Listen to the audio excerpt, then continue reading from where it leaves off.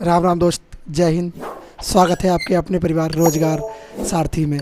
मैं राजकुमार। उम्मीद है आप लोग स्वस्थ, जिंदाबाद और ज़बरदस्त होंगे। तो हम लोग बात कर लेते हैं। हम लोग क्या कर रहे हैं? हम लोग कर रहे हैं एसएससी जीडी और यूपी पुलिस की तैयारी। ओके, एसएससी जीडी और यूपी पुलिस का एग्ज़ाम आने वाले, तो उन लोगों के उस विषय के लिए हम लोग अपने आप को तैयार कर रहे हैं। ओके, तो अपने आप का मतलब कि आप लोगों को तैयार किया जा रहा है उसके लिए।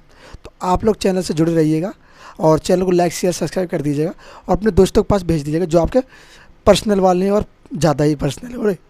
ओके, उन सब के पास भेज दीजिएगा। ओके, फिर हम बात कर लेते हैं। अब हम कर क्या रहे हैं? हम लोग करें इतिहास। हम क्या, मैं किसका टीचर हूँ? मैं हूँ इतिहास का टीचर। बाकी और भी सब्जेक्ट पढ़ाता हूँ मैं। तो आप लोग सारे जुड़ जाइएगा जल्दी जल्दी और फिर आगे बढ़ते हैं। हम पढ़ रहे थे हिस्ट्री। इतिहास के बारे में हम लोग जान चुके थे, इतिहास क्या है कैसे ये सब जान चुके थे। अब हम लोग इतिहास में आगे बढ़ते बढ़ते जब हम पहुँचे, कहाँ तक पहुँचे? हम लोग आ चुके सिंधु घाटी सभ्यता तक। यहाँ तक हम लोग आ चुके हैं। अब यहाँ से आगे हम बढ़ेंगे तो सिंधु घाटी सभ्यता की और चीज़ों के बारे में हम लोग खोज करेंगे और चीज़ों के बारे में विस्तार से जानेंगे कि सिंधु घाटी सभ्यता में कौन कौन से स्थल हुए हैं, किस किस नदी के किनारे स्थल बसे हैं और इन स्थलों को किस किस ने खोजा है। तो हम लोग सबसे पहले इसमें यही बात करेंगे कि सिंधु घाटी सभ्यता के स्थल, सिंधु घाटी सभ्यता में कौन कौन से स्थल हुए। वो स्थल जो 1947 से पहले थे, 1947 के बाद वाले स्थल जो वर्तमान में नए स्थल है, कुछ प्रमुख स्थल जो नए खोजे गए स्थल हैं, उनके बारे में भी जानेंगे। क्योंकि एसएससी क्या करती है, एसएससी क्या कर रही है इस बार? एसएससी ने अपना पैटर्न बना रखा है कि ये पुराने प्रश्न ना पूछ के नए प्रश्न पूछ रहा है। इस बार नए स्थलों के बारे में पूछ रहा है कि नया स्थल कौन सा मिला है। क्योंकि खुदाई तो चलती रहती है हर समय, और जब खुदाई चलती है तो वहाँ से स्थलों की खोज होती रहती है। तो कुछ नए स्थल सिंधु घाटी सभ्यता के प्राप्त हुए हमें। तो उन स्थलों के बारे में लोग जानेंगे कि कौन कौन से स्थल हमें प्राप्त हुए हैं। ओके, तो सबसे पहले बात करते हैं हम लोग पुराने स्थलों के बारे में बात करेंगे। जैसे धौलावीरा हो गया, हड़प्पा हो गई, राखीगढ़ी हो गई, चुंदड़ो हो गया और इत्यादि स्थल। पहले उनके बारे में बात कर लेते हैं, फिर इनसे ही जुड़े और स्थल जैसे हरियाणा से कौन सा स्थल मिला है हमें। ओके, नया स्थल। तो ये सब चीज़ें हम लोग आगे जानेंगे। तो विस्तार से जुड़े रहिए, लाइक शेयर सब्सक्राइब कर दीजिए और फिर बढ़ते आगे। चलिए सॉरी, आप लोग को करना क्या है? आप लोग को सबसे पहले एक काम करना है कि यहाँ पे आप लोग अपना नोट्स, सेल्फ नोट्स बनाइएगा। ओके, सेल्फ नोट्स बनाने में करना क्या है? सबसे पहले आपको लिखना है जगह, किस जगह मिला है, वर्ष लिखना है, किस वर्ष मिला है, नदी लिखनी है, किस नदी के किनारे मिला है और खोज करता।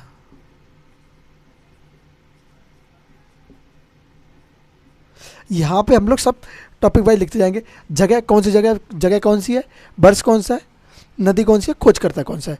जैसे कि बात कर ले हम लोग मोहनजोदड़ो। कौन सी? मोहनजोदड़ो। कौन सा? मोहनजोदड़ो। तो बात करें मोहनजोदड़ो, मोहनजोदड़ो हमें कब इसकी खोज हुई थी भैया?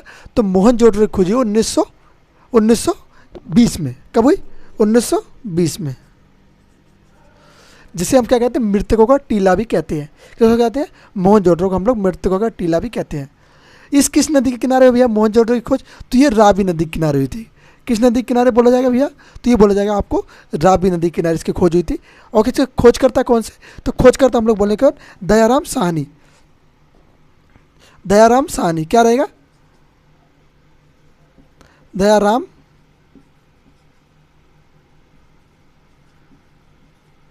कहीं कहीं आपको 21 भी लिख लेना इसको। 1920 और 1921 के करीब करीब इसको खोजा गया है। ओके, तो ये तो हो गए दयाराम साहनी। स्थान कौन सा है? तो क्या कहेंगे? स्थान हमने लिख लिया, खोज करता लिख लिया। अब स्थान लिख लेते हैं, कौन से स्थान पे ये। एक मिनट मैं थोड़ी जगह यहाँ पे गैप बना लेता हूँ। ओके, यहाँ पे कर लेते हैं खोज करता। ये हो गया खोज करता, ये हो गया स्थान। तो अब सही है। खोज करता कौन हो गए? दयाराम साहनी जी।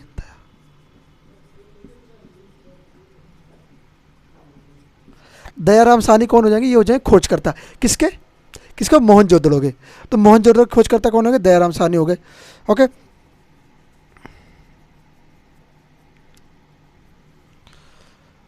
क्या कहेंगे? स्थान कौन सा रहेगा आपका? पाकिस्तान। थोड़ी एक मिस्टेक है यहाँ पे, ये मोहनजोदड़ो नहीं होगा, सॉरी, ये हो जाएगा आपका कौन सा? हड़प्पा।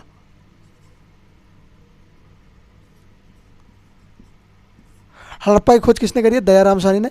कब करी है? 1920-21 में। ओके, 20-21 में किसने खोज करी है? हड़प्पा की दयाराम साहनी ने। अब बात कर लेते हैं मोहनजोदड़ो की। अब बात करेंगे मोहनजोदड़ो की। मोहनजोदड़ो,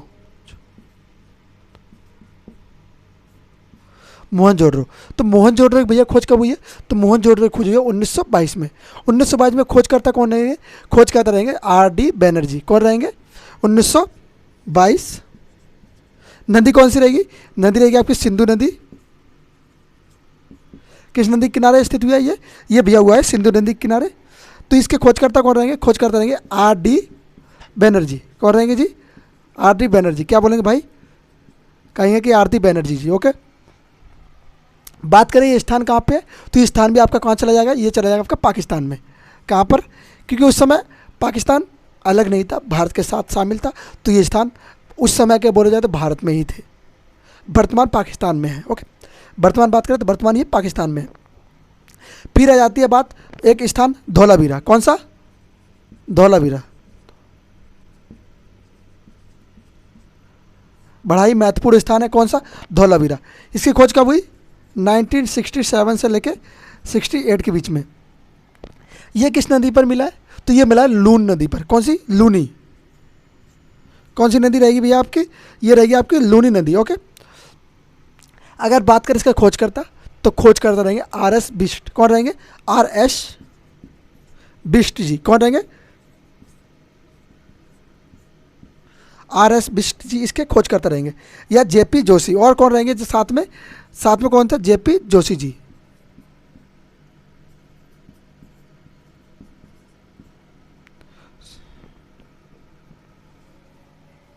J.P. जोशी जी। ओके, ये स्थान कहाँ पर है आपका? ये स्थान रहेगा आपका गुजरात में। कहाँ पर स्थित है?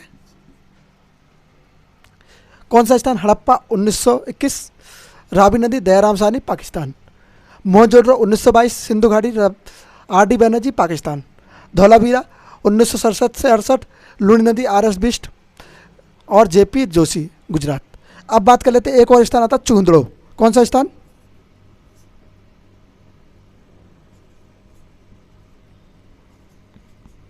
कौन सा? चूंदड़ो। चूंदड़ो का भैया बात करें तो ये कब मिला है? ये मिला है आपको 1934 में। कब? कब इसकी खोज हुई? तो खोज हुई है 1934 में। किस नदी पर? कौन सी नदी रहेगी? वो आपकी रहेगी सिंधु नदी। सिंधु। कौन सी नदी होने वाली है? सिंधु नदी। खोजकर्ता कौन रहेंगे? खोजकर्ता रहेंगे मजूमदार। कौन रहेंगे? मजूमदार।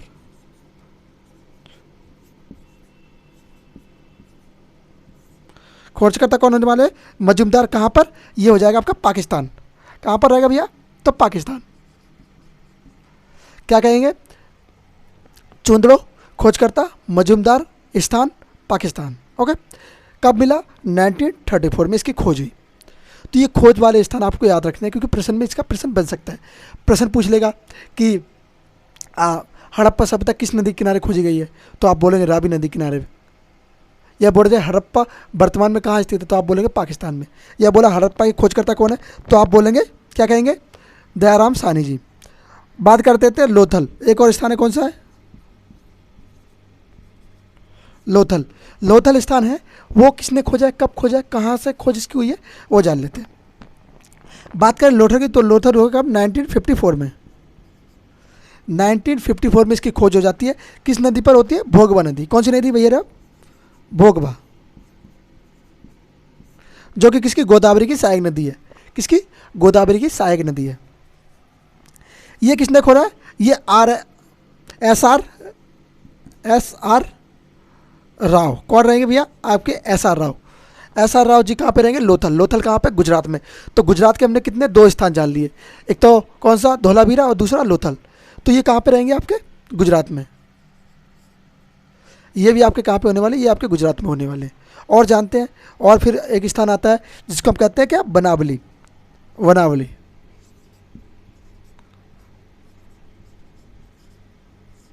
बनावली की बात करें तो ये कब खोजा गया? ये खोजा गया 1974 में। 1974 में बनावली खोजा गया है। और ये कहाँ पर है? किस नदी पर है? ये सरस्वती नदी पर। खोजकर्ता कौन रहेंगे? खोजकर्ता रहेंगे R.S. बिष्ट।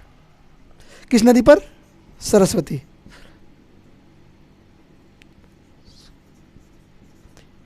सरस्वती। खोजकर्ता आर एस बिष्ट। तो आर एस बिष्ट जी ने कितने कितने स्थान खोजे? 2 स्थान खोजे। एक तो कौन हो गया? धौलावीरा और बनावली। बनावली आपका कहाँ पर स्थान हो जाएगा? तो बनावली आपका स्थित हो जाएगा कहाँ पर? ये हो जाएगा हरियाणा में। तो ये स्थान आपका कहाँ पर? हरियाणा में स्थित है।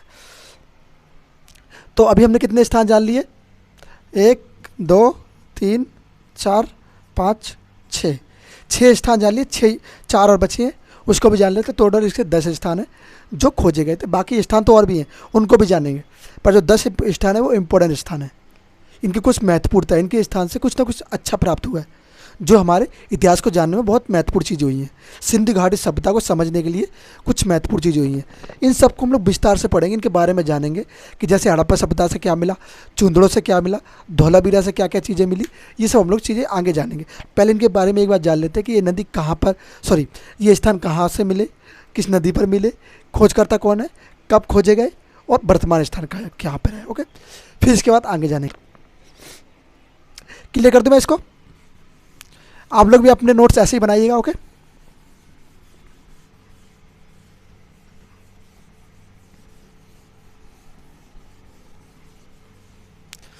सारी चीज़ें मैंने बताई वैसे वैसे करने का। ओके, क्या अपना कहाँ तक हो चुका था? बनावली तक। अब हम जानेंगे कालीबंगन। क्या कौन सा स्थान? कालीबंगन, कालीबंगा, या बोले कालीबंगन। ओके, तो कालीबंगन स्थान को कब खोजा गया है? कालीबंगन को खोला गया 1953 में। 1953 में इसको खोजा गया है। ओके, 1953 में इसको खोजा जाता है। बात करें इसका खोजकर्ता कौन रहे, तो और नदी कौन सी रही है? तो नदी रहेगी इसकी घग्गर नदी। कौन सी नदी? घग्गर, घग्गर नदी। खोजकर्ता कौन रहेंगे? अमरनाथ घोष। कौन रहेंगे? अमरनाथ घोष।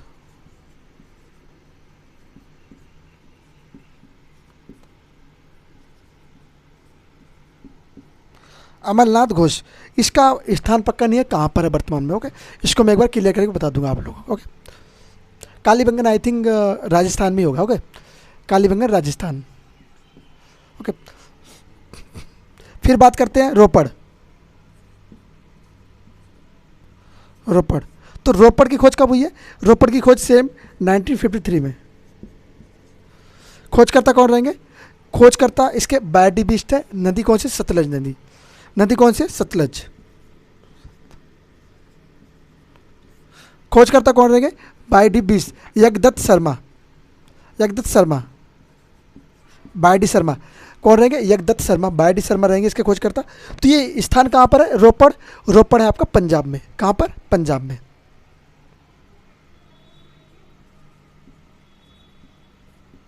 कहाँ पे रहने वाला आपका रोपड़ स्थान? तो ये आपका होने वाला पंजाब में। ओके, और आगे बढ़ते हैं और जानते हैं। तो एक आता है स्थान राखीगढ़ी। राखीगढ़ी। फिर इस खोज के अंदर हम जब बढ़ते हैं और आगे जानते हैं तो एक स्थान आता है राखीगढ़ी। राखीगढ़ी खोज कब हुई है? तो राखीगढ़ी खोज भैया होती है 1953 में। 1953 में राखीगढ़ी खोज हो जाती है। ये खोज हुई तो किस नदी पर मिला ये? तो नदी कौन सी रहेगी? इसकी नदी में घग्गर नदी। कौन सी?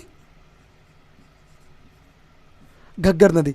घग्गर नदी। ओके, ये घग्गर नदी में मिलता है। इसके खोजकर्ता कौन रहेंगे इसके? तो खोजकर्ता तो पता नहीं है, पर स्थान कौन सा? स्थान है कौन सा? हरियाणा, HR। कौन सा स्थान है मिला ये? घग्गर नदी, HR में मिला। ओके, अब आखिरी स्थान जिसे हम कहते हैं सुड काकडोर। ये कहाँ पर? बेस्ट। ओके, पूर्व में स्थित है, पश्चिम में स्थित है। सॉरी, क्या स्थान था अपना? उत्तर, दक्षिण, पूर्व, पश्चिम। हाँ, कहाँ पे स्थित है? पश्चिम में स्थित है। ओके, सुड काकोडोर।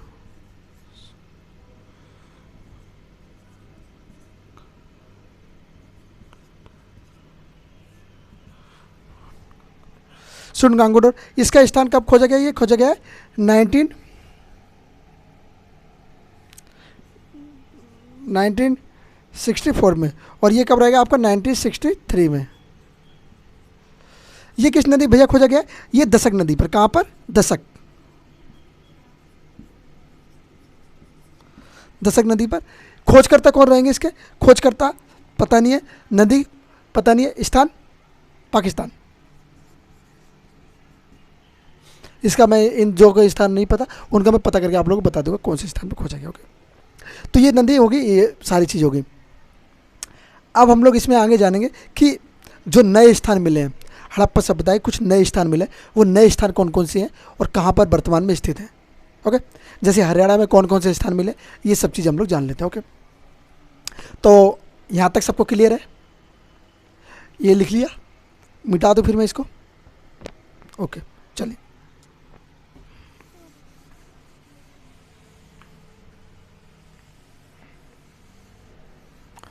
कुछ और स्थान मिले हैं जिन्हें हम कहते हैं न्यू स्थान। अब नए स्थान वो कहाँ से मिले हैं वो सब चीज़ जान लेते हैं कि किस नदी से, नदी तो खैर पता नहीं है, पर कौन से स्थान से मिले हैं वो सब चीज़ हम लोग चीज़ जान लेंगे। तो कहाँ कहाँ से मिले, जैसे अन्य स्थल आ जाए इसके, तो अन्य स्थल को हम क्या कहेंगे?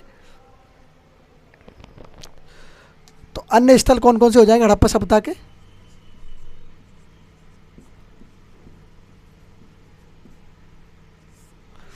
अन्य स्थल में बात करें सबसे पहले हरियाणा की, HR। हरियाणा से जो हमें स्थान मिले हैं वो कुछ 3-4 स्थान है, जैसे कि बोले बालू, बालू, और कौन सा रहेगा? और भगवानपुरा,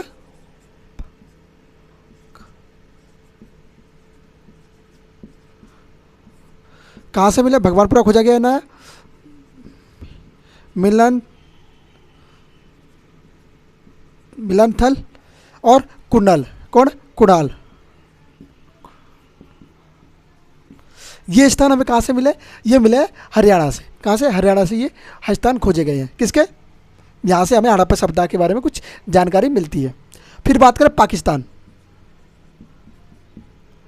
पाकिस्तान से हमें क्या मिलता है? पाकिस्तान से मिलता है अमारी, अमारी खोजा गया है। कोटा दीजी, कौन सा? कोटा दीजी।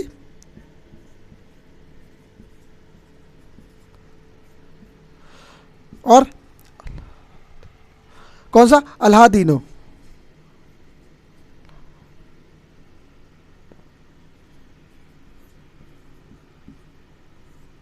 अलादीनो, अलादीनो क्या है? ये इंडस वैली सिविलाइजेशन। और गणेशी वाला, कौन सा?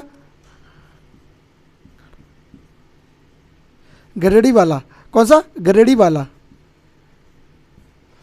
एक स्थान खोजा गया जिसको कहते हैं गरेडी वाला। गरेडी वाला जो स्थान है वो इंडस वैली सिविलाइजेशन सबसे सबसे बड़ा स्थल है। क्या रहेगा? सबसे बड़ा स्थल।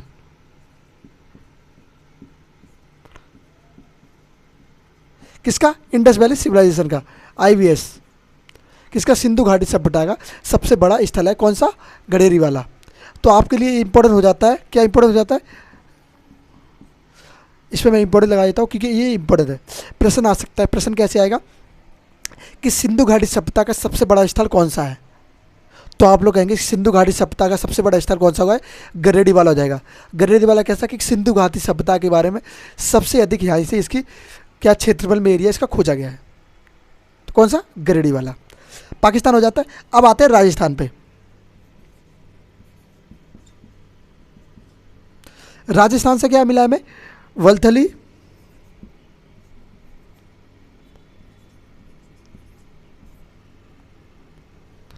बलथली हो गया, और कोई कर्णपुरा। ये जो कर्णपुरा, इसको इंपॉर्टेंट मान लीजिए आप लोग, पेपर के पॉइंट ऑफ व्यू से इंपॉर्टेंट है क्योंकि पूछा गया है। अभी कुछ से पहले के जो पेपर हुए तो उनकी शिफ्ट में पूछा गया। ओके, 2022 शायद 23 की, 22 और 23 की शिफ्ट में। ओके, तो कर्णपुरा हो गया इंपॉर्टेंट मान लीजिए। गुजरात, गुजरात से कौन कौन से स्थान हो जाएंगे? देसलपुर,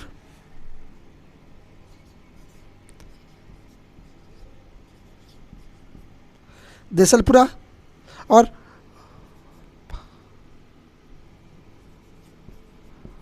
देसलपुरा, पमुआ, और कौन सा? कुंतासी। देसलपुरा, पमुआ, कुंतासी, रजौदी और रंगपुरा, और मालवान। तो ये सारे स्थान कहाँ के हैं? ये सारे स्थान आपके गुजरात के हैं। कहाँ के स्थान है? ये सारे आपके गुजरात हैं। देसलपुर, पवनमुआ, कुंतासी, रजदौरी, रंगपुरा और मालवान, ये स्थान कहाँ के आपके? ये हैं आपके गुजरात के। ये गुजरात में खोजे गए स्थान है। राजस्थान के वलथरी, कर्णपुरा। कर्णपुरा इंपॉर्टेंट है। पाकिस्तान के अमेरी, कोटिदीजा, अल्दीनो और गरेडी वाला। गरेडी वाला सबसे इंपॉर्टेंट हो जाता है। क्यों इंपॉर्टेंट हो जाता है? कि ये IBS मतलब इंडस वैली सिविलाइजेशन का सबसे बड़ा स्थल है। बात कर लेते हैं यूपी से, उत्तर प्रदेश और फिर आखिरी पंजाब। यूपी से क्या क्या मिला है? यूपी से सोनौली, कौन सा स्थान हो जाएगा? सोनौली, उल्लास और हो जाएगा आपका मांडी। कौन सा? उल्लास से, यूपी से सोनौली, उल्लास और मंडी, ये स्थान कहाँ के? ये है यूपी के। अब बात करें पंजाब। पंजाब का सिर्फ बाड़ा और दगोरी, बाड़ा और दगोरी, ये दो स्थान कहाँ से मिले? ये दो स्थान मिले हमें पंजाब से। तो अब एक बार रिवाइज कर लेते हैं दोबारा क्या क्या चीज़ें कहाँ से मिली। चलिए बात करें हरियाणा से, तो हरियाणा से मैं बोल लूँ भगवानपुरा, मिल्थन, कुड़नाल, ये चीज़ हमें कहाँ से मिली? ये मेरे हरियाणा से। पाकिस्तान से हमें क्या क्या मिला है? पाकिस्तान से कौन कौन से स्थान खोजे गए हैं? अमेरी, कोडिदीजा, अल्दीनो, गडलीवाला। गडलीवाला जो स्थान है वो सबसे बड़ा स्थान है इंडस वैली सिविलाइजेशन का। ओके, इंपॉर्टेंट है आपके लिए। राजस्थान की बात करें, वलथली, कर्णपुरा, इंपॉर्टेंट है कर्णपुरा। ओके। गुजरात से देसलपुर, पहुना, कुंतासी, राजौरी, रंगपुरा और मालवान। यूपी से शनौली, उल्लास और मांडी। बात करें पंजाब से तो बाड़ा, दोगरी, ये स्थान हमें यहाँ से मिले। ये अन्य स्थान है, न्यू स्थान है। क्या है? न्यू। ये सब नए हैं, तो इनके बारे में थोड़ा एक बार विस्तार से पढ़ लीजिए। इसको थोड़ा रिवाइज कर लीजिएगा, क्योंकि पुराने वाले बहुत बच्चों को याद होंगे, नए वाले याद नहीं है। तो एक बार रिवाइज कर लीजिएगा, 2-3 बार कर लेना, आसानी से याद हो जाएंगे। ओके, अब हम इसमें आगे बढ़ेंगे, आगे जानेंगे सिंधु घाटी सभ्यता के बारे में और क्या क्या चीज़ें हैं। जैसे सबसे पहले हम लोग जो सिंधु घाटी सभ्यता के स्थलों को पढ़ रहे थे, अब उन स्थलों को हम लोग विस्तार से पढ़ेंगे। जैसे हड़प्पा के बारे में हम लोग विस्तार से पढ़ेंगे कि हड़प्पा से हमें क्या क्या चीज़ें मिली हैं, कौन कौन सी चीज़ें। एक मिनट जरा मैं इसको क्लियर कर देता हूँ पहले।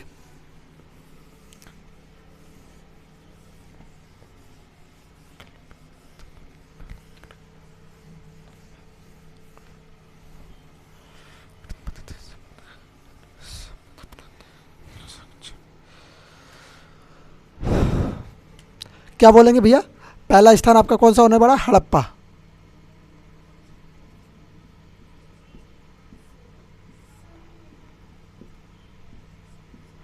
हड़प्पा के बारे में हम एक एक चीज़ विस्तार से जानेंगे कि हड़प्पा से हमें क्या क्या स्थान मिले, कहाँ कहाँ से मिले, कौन कौन से स्थान इंपॉर्टेंट थे हड़प्पा के बारे में।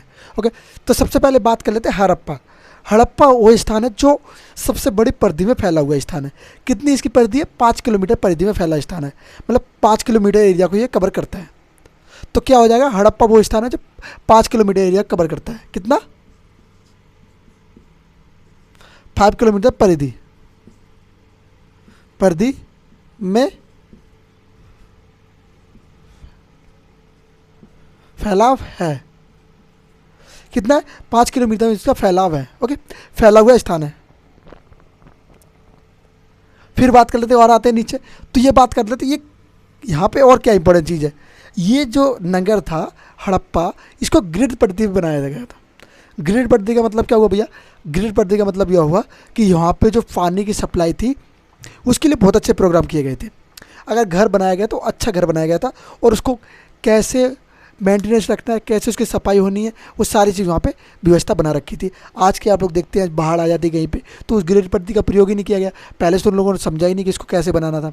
मान लो कि नाली, वो जो हड़प्पा सभ्यता थी, हड़प्पा जो नगर था, क्योंकि हड़प्पा एक सभ्यता है और इसको नगर एक वहाँ पे था, तो वो नगर मिला है। हड़प्पा सभ्यता सबसे पहले मिली है, तो इसके ऊपर हड़प्पा सभ्यता बोला जाता है।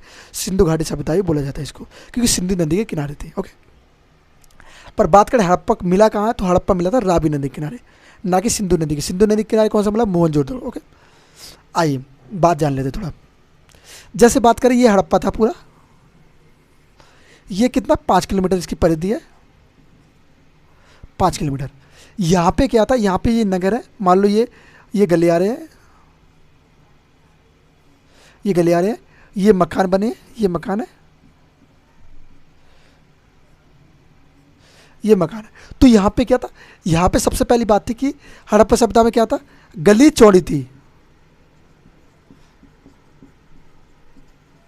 गली क्या थी, गलियां चौड़ी थी, जिससे बड़ी से बड़ी वस्तु बाहर निकाली जा सके। आजकल आप लोग बहुत से गांव देखते हैं जिनमें गलियां कितनी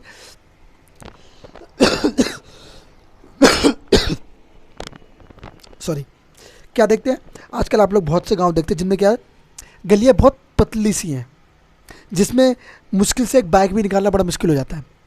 और एग्जांपल के तौर पे अगर लेना चाहो तो मेरा खुद का गांव जो है, उसमें जो मेन गली है जिसमें हम अंदर प्रवेश करते हैं मेरे घर के लिए, तो वहाँ पे जो गली है उसमें सिर्फ इतनी सी जगह है, जिसमें 2 से 3 व्यक्ति सिर्फ ऐसे जा सकते हैं।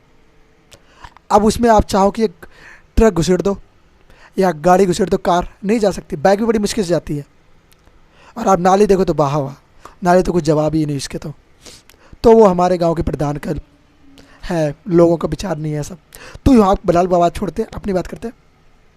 टॉपिक क्या है, गली चौड़ी है, 5 किलोमीटर है, ओके, प्रदेश की पूरे 5 किलोमीटर में फैला हुआ है। गली इसकी चौड़ी थी, और यहाँ पे क्या था, घर के बाहर इनके कुएं भी हुआ करते थे। अब घर बनाने का तरीका कैसा था, देखते हैं। जैसे मान लो ये घर हो गया, ये मेन द्वार हो गया, तो मेन द्वार से बाहर ही एक यहाँ पे मेन द्वार हो गया, तो यहाँ पे कुआं हुआ करता था, और इनके जो घर थे वो ऐसे थे। तो ये घर था, मान लो एक घर है, ये घर का मेन गेट हो गया, ये मेन गेट हो गया, ये मेन गेट हो गया। तो इनकी परिधि मतलब समझते हैं कि आप लोगों को समय लग रहा है पर समझा रहा हूँ, सारी चीज़ समझ जाओगे तो आराम से समझ सकते हो कि वहाँ पे क्या क्या चीज़ें थी। ओके, तो क्या हुआ, यहाँ पे घर थे, तो घर जब बाहर था तो कुआं कहाँ था, ये था कुआं। तो अगर मान लो कोई राहगीर आता है, जैसे मान लो आप किसी घर पे जाते हो, तो सबसे पहले क्या देखते हो, उनका द्वार, और द्वार जब देखते हो सामने क्या दिखता है, पूरा घर दिख जाता है। पर वहाँ पे उस समय ऐसा नहीं था, उस समय क्या था कि अगर आप बाहर से झाँक कर देखोगे तो पूरा घर अंदर से नहीं दिखता था। वो लोग क्या करते थे, प्राइवेसी का बहुत ज़्यादा ध्यान रखते थे, अपने प्राइवेसी बहुत ज़्यादा ध्यान रखते थे। घर में ऐसे, पहली बात तो खिड़कियाँ जो होती थी उनकी बंद रहती थी, ज़्यादातर खिड़कियाँ बंद रखते थे, और खिड़कियाँ ऐसी जगह रखते थे जो कि झाँक ना सके, खिड़कियों से ऊँची रखते थे। ओके, पहली बात। दूसरी बात, ये जब अपने घर से प्रवेश करते हैं, अगर मान लो कोई राहगीर आ रहा है, किसी को प्यास लग रही है, तो वो पानी पिएगा, तो पानी पीने के लिए सीधा अंदर चला जाएगा। पर इन लोगों ने क्या व्यवस्था करके, इन लोगों ने भारी कुआं बना दिया कि भाई साहब आप आओ, एक कमरा ऐसा था जिसमें कुआं था, तो आप आओ, अगर आपको पानी पीना यहाँ पे आओ, पानी पियो। पर आप अगर झाँकोगे तो अंदर देख ही नहीं सकते, क्योंकि रहने के लिए इन्होंने इधर बना रखा था, इधर ये पूरा गलियारा सब बना दिया। अब आप झाँकोगे कैसे, घर में देखो कोई दिखेगा ही नहीं। तो ये थी इनकी सिक्योरिटी।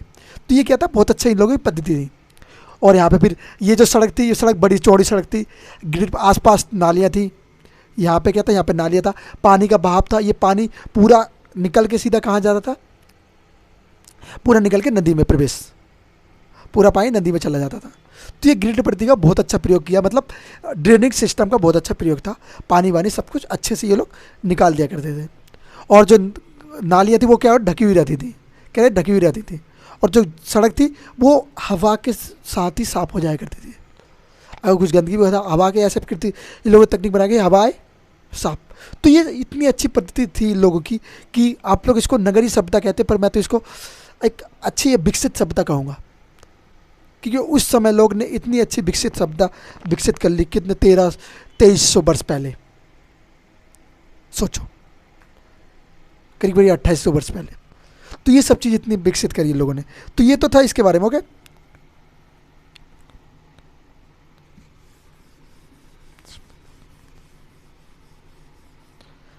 और अब बात कर लेते हैं, अगर हम बात करें कि हड़प्पा सभ्यता से और हमें क्या मिलता है, तो सबसे पहले चीज़ मिलती है हमें सब जो थे उसको दफनाने की प्रथा।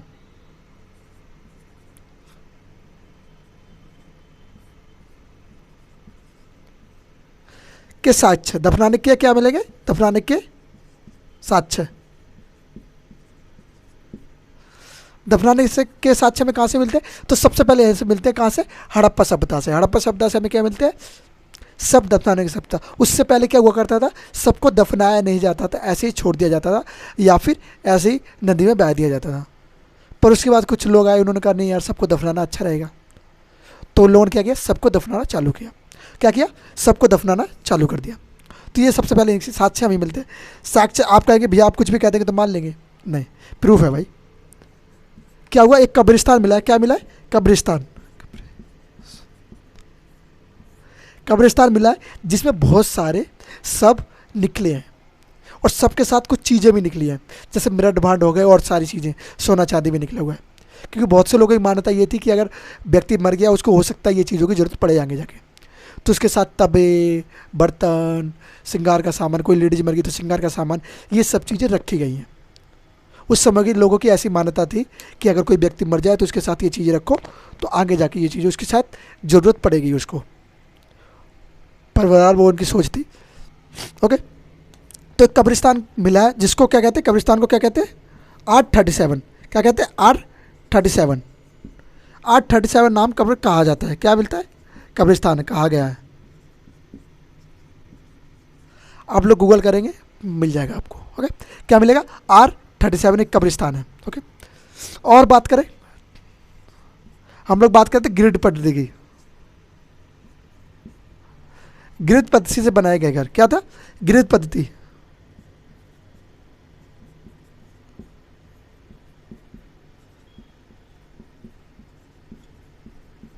क्या कहेंगे? ग्रिड पद्धति से बना नगर। क्योंकि भैया साहब इसमें ग्रिड पद्धति का प्रयोग किया गया था। कैसे पानी निकालना है, कैसे क्या होगा, सब चीज़ें एक बोलते हैं ना एक प्रोसेस भाई, सारा चीज़ एक सोच समझ के किया गया है। एक मैप जैसे बोलते हैं ना, एक मैप बना के काम किया गया। तो एक प्रकार से मैप बना के काम किया गया था यहाँ पे।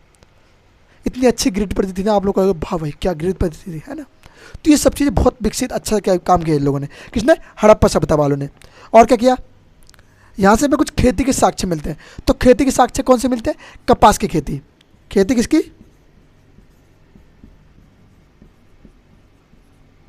कपास की। किसकी खेती? कपास की खेती के साक्ष्य मिलते हैं। क्या साक्ष्य? अगर बात करें साक्षी हमें मिलते हैं गलत है। यहाँ पे हमने जब बात करी थी हमने क्या कहा था कि जो सिंधु घाटी सभ्यता थी वो दो स्थानों में डिवाइड थी। कौन सा?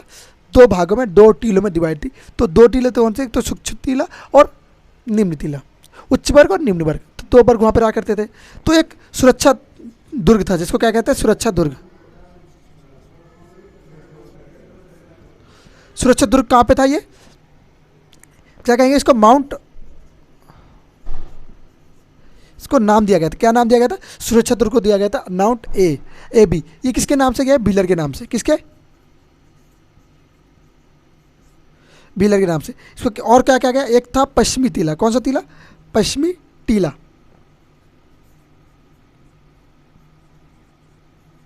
क्या नाम दिया गया? Mount A B. इसको किसको? पश्चिमी टीलों के नाम दिया गया था। ओके, फिर एक टीला आता है जिसको बोलते हैं पूर्वी टीला। कौन सा टीला? पूर्वी टीला। पूर्वी टीले। पूर्वी टीलों को क्या कहा गया? अगर बात करें पश्चिमी टीलों को तो माउंट ए बी कहा गया। तो पूर्वी टीलों को क्या कहा गया? पूर्वी टीलों को क्या? Mount F. क्या कहा गया? Mount F.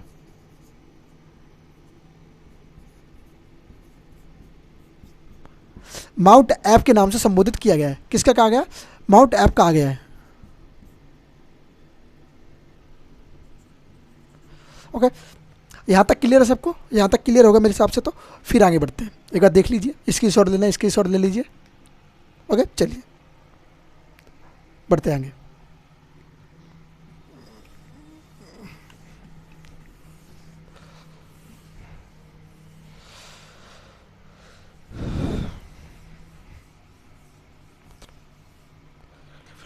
अब और चीज़ जान लेते हैं हड़प्पा सभ्यता के बारे में। हड़प्पा से हमें क्या क्या चीज़ें मिली है? हड़प्पा से ही हमें क्या मिला है? मुद्रा बनाने की प्रक्रिया। कि मुद्रा ये लोग किसका प्रयोग करते थे मुद्रा बनाने में?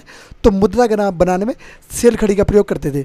सेल खड़ी एक प्रकार की मुद्रा बनाने के लिए वस्तु हुआ करती थी, प्रकार की एक धातु हुआ करती थी, जिससे क्या करते? मुद्रा बनाया करते थे। तो क्या रहेगा? सेल खड़ी एक धातु थी। तो क्या बात कहेंगे कि मुद्रा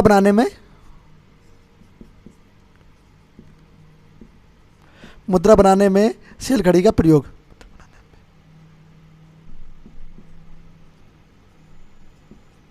खड़ी का प्रयोग। क्या करते थे लोग? मुद्रा बनाने में शेर खड़ी का प्रयोग करते थे। ओके, मुद्रा बनाने में किसका प्रयोग किया था?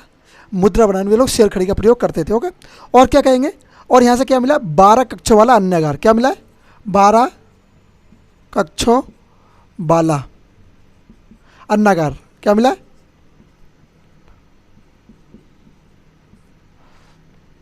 12 कक्षों वाला अन्नागार। भैया 12 कक्षों वाला अन्नागार क्या था? ये क्या था? यहाँ पे ना जो हड़प्पा सभ्यता, हड़प्पा था, तो उसमें क्या था? उसमें एक अन्नागार बनाया गया था जिसमें क्या था? बहुत सारे जो अन्न थे, मतलब गेहूँ, चावल, जौ, ये सब चीज़ें यहाँ पे स्टोर करके रखी जाती थी। स्टोर इसलिए किया जाता था बाई चांस कभी आपदा आए तो इसका प्रयोग हम लोग कर सकें। बाई चांस खेती नहीं हुई तो इसका प्रयोग हम लोग अपने खाने के लिए कर सकते हैं। तो ये लोग हड़प्पा सभ्यता में ये लोग ऐसे किया करते थे। तो ये क्या? 12 कक्ष, इसमें 12 कक्ष, बड़े बड़े कक्ष थे, बड़े बड़े, बहुत बड़ी मात्रा में थे। तो ये 12 कक्ष वाला अन्नागार था। ओके, कौन कौन सी खेती हुआ करती थी यहाँ पे? जैसे बात करें गेहूँ, गेहूँ, जौ, कपास, कपास के साक्ष्य क्या मिले? गेहूँ, जौ एवं कपास के साक्ष्य मिले। सबसे पहले साक्ष्य में कपास के मिले थे, उसके बाद गेहूँ, जौ वगैरह। और क्या? तांबे की क्या मिला? तांबे की इक्का गाड़ी। क्या मिला? तांबे की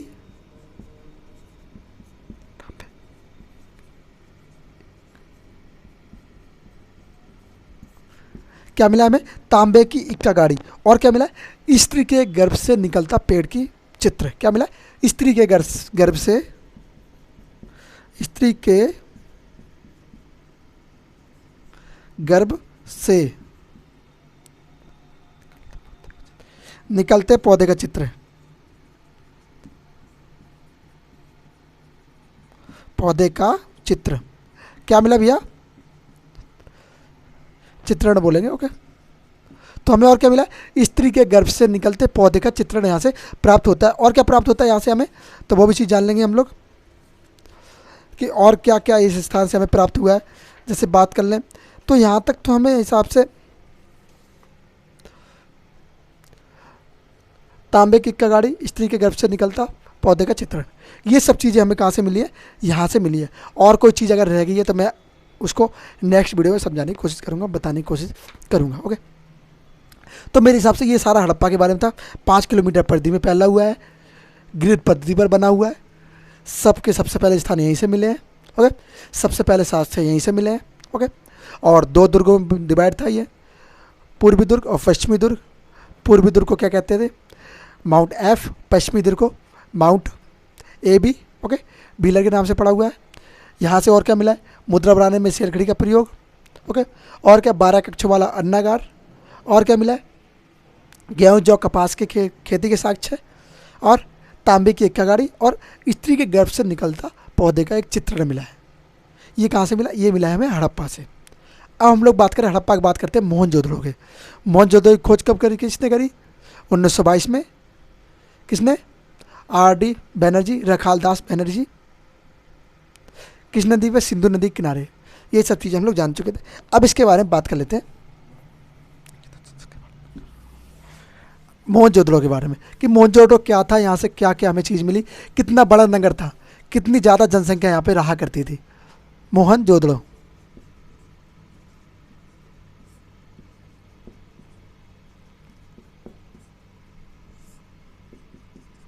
मोहनजोदड़ो जिसको हम क्या कहते हैं? मृतकों का टीला भी कहते हैं। क्या कहते हैं? मृतकों का टीला।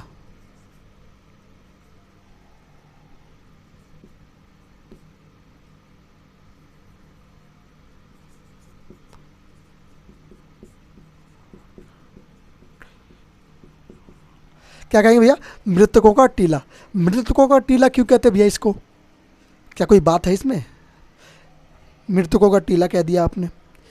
हाँ, क्यों कहते हैं? क्योंकि यहाँ पे बहुत अधिक मात्रा में यहाँ पे कब्रिस्तान मिले हैं, लोग दफने हुए मिले, लोग मरे हुए मिले, तो इसलिए से मृतकों का टीला कहते हैं। यहाँ पे ज़्यादा संख्या में मौत हुई है। पर जब हम आगे जानेंगे तो इससे एक और स्थान था जहाँ सबसे अधिक मात्रा में क्या मिला है? सब दफने मिले हैं।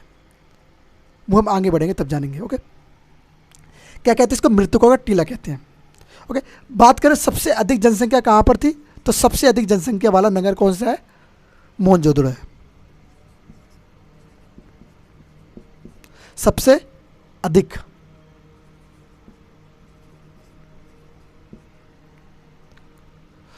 जनसंख्या,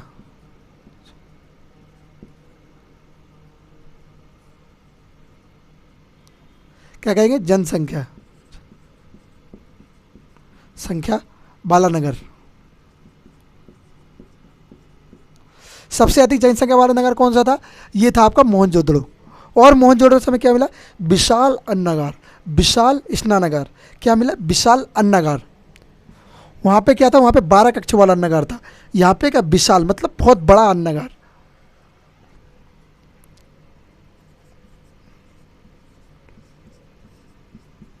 और क्या रहेगा, विशाल स्नानागार।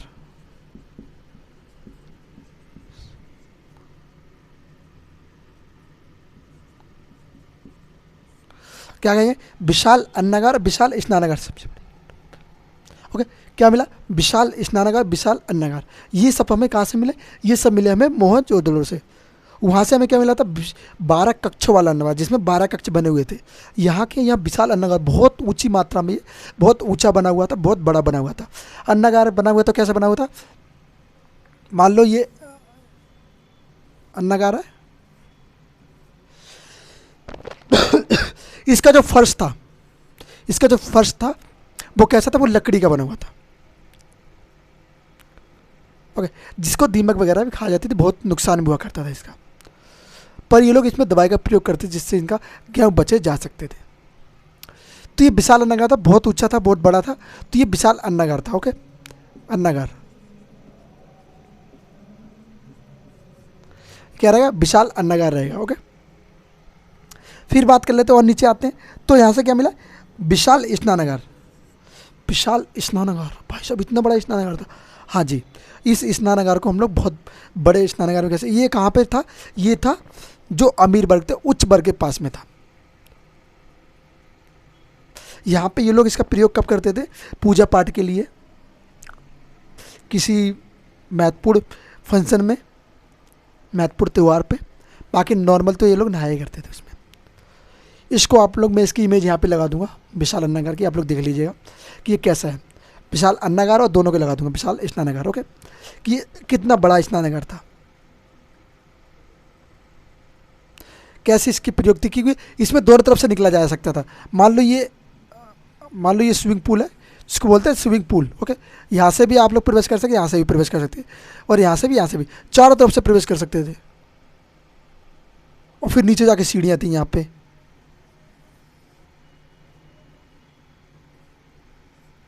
मान लो ये नीचे सीढ़ियाँ हैं, तो यहाँ से भी सीढ़ियाँ थी, यहाँ से भी प्रवेश कर सकते, यहाँ से भी प्रवेश कर सकते, यहाँ से भी, यहाँ से भी, यहाँ से भी, तो यहाँ से चारों तरफ से इसमें प्रवेश कर सकते हैं। इसका डिजाइन था, स्ट्रक्चर था, उसका पानी निकलने की प्रकृति, जिसको बोलते ग्रिड पड़ती थी, पानी निकालने का तरीका बड़ा अच्छा था। तो ये बड़ा महत्वपूर्ण चीज़ हुई है इसके बारे में। और क्या मिला यहाँ से मिला पशुपति की मूर्ति। कौन सी,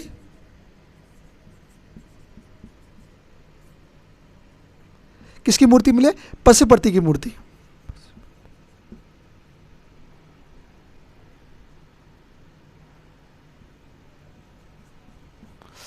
पशुपति की मूर्ति मिली है, और किसकी मिली है, और मिली है नटराज की मूर्ति। किसकी मिली है, नटराज,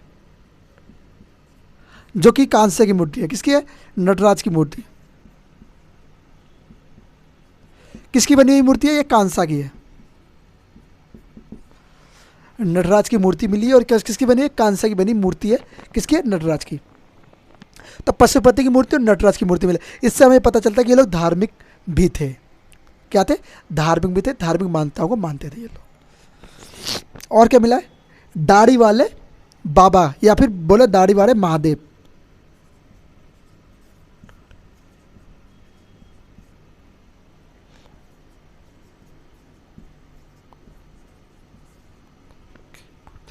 क्या मिला है, दाढ़ी वाले महादेव की मूर्ति मिली है, बुने हुए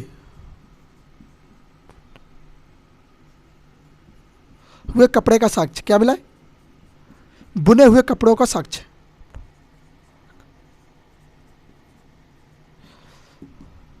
क्या क्या मिला यहाँ से हमें? दाढ़ी वाले महादेव की मूर्ति। एक आपने शायद जब 12th क्लास में पढ़ा होगा, जो बच्चे अभी 12वीं क्लास में भी होंगे उन्होंने देखा होगा कि एक मूर्ति है जिसमें क्या है, ऐसे ऐसे ऐसे ऐसे एक व्यक्ति बैठे हुए हैं जिनकी बहुत सारी दाढ़ी है। तो ये व्यक्ति ऐसे प्रवेश करे बैठे हैं, जो जिसको कहा जाता है दाढ़ी वाले महादेव, जो कि हुआ किसके जैसे लगते हैं? महादेव की तरह लगते हैं, शिव जी की तरह। तो उनको क्या कहा गया? शिव जी की तरह। ओके, तो ये महादेव की तरह प्रकार के लगते हैं। और क्या मिला है? स्वास्तिक। स्वास्तिक जो कि हिंदू धर्म में बहुत मान्यता रखता है। ओके, स्वास्तिक।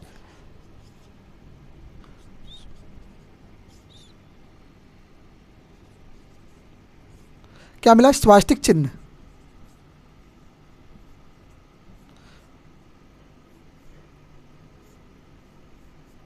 क्या मिला भैया? स्वास्तिक चिन्ह मिला है। ओके, तो ये स्वास्तिक चिन्ह मिला यहाँ से। और क्या मिला है? कांसा की मूर्ति। और यहाँ से हमें बहुत सारी ऐसी मूर्ति मिली है जो कि कांसे की बनी हुई थी, जिसका कोई किसी ने बना दी होगी मूर्ति, तो उसकी मूर्ति का कुछ महत्वपूर्ण है। तो क्या क्या चीज़ें मिली हमें?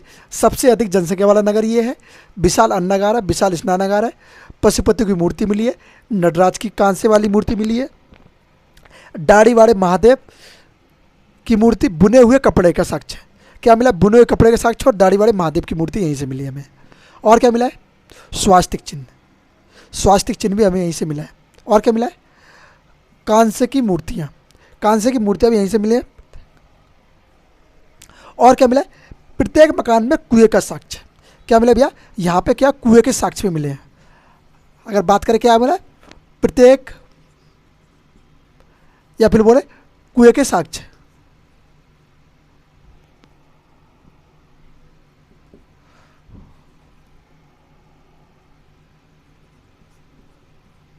कुएं के साक्ष्य।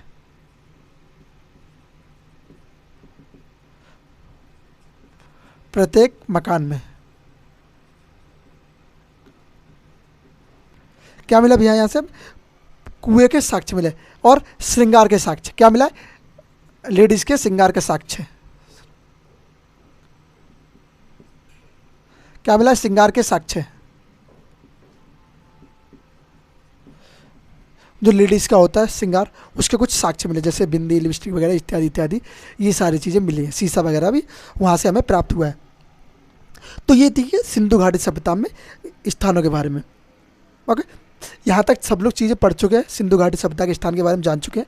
मोहनजोदड़ो मृतकों का टीला कहा जाता है, सबसे बड़ा, सबसे अधिक जनसंख्या वाला नगर, विशाल स्नानागार, विशाल अन्नागार, पशुपति की मूर्ति यहीं से मिली है, नटराज की मूर्ति यहीं से मिली है, और दाढ़ी वाले महादेव की मूर्ति मिली है यहीं से।